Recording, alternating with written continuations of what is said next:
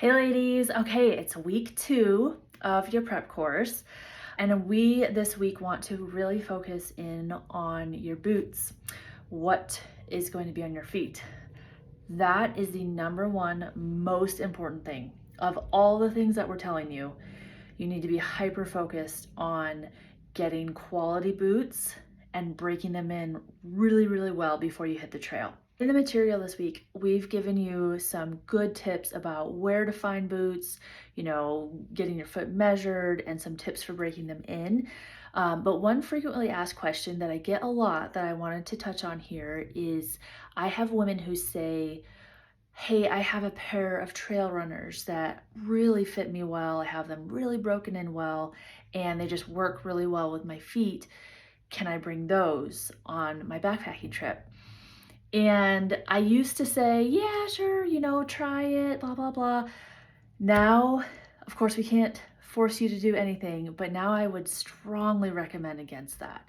And the reason is because backpacking boots have specific soles that are very firm and just offer more support. So they're built differently than other hiking shoes. Also, they have heightened ankle support, which really comes into use on these trails. A lot of times there's rocks and the terrain is uneven, and just having that extra weight on your back, you don't realize how much your balance is thrown off and how much that affects how you move. And so having that extra ankle support is actually very important.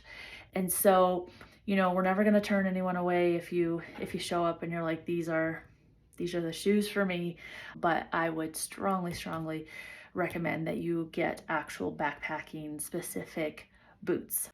Okay, another tip that I wanted to touch on. In your packing list that you all will get for your trip, you will see that we suggest that you bring a second pair of shoes, camp shoes, so that when you get to your campsite, you can take your boots off and it just gives your feet a very nice break from those boots. Something to just consider. Sometimes it's nice that your second pair of shoes is a pair that if something were to happen to your boots, you could finish out the trip in those shoes. I'll give you an example that actually happened on the trip on one of our trips. I had a lady, it was the first day, we were going to our campsite and she was bending down to get water from a river and lost her footing and she fell in the river and her boots got completely soaked. And so we, of course, don't want her to finish out, 6, 7 miles in soaking boots. So she had to finish out the trip for that day in her second pair of shoes, which thankfully was a pair of tennis shoes. They were actually a pair of Hoka's that worked. They weren't ideal. She definitely said she didn't want to do the rest of the trip in them, but at least they weren't flip-flops.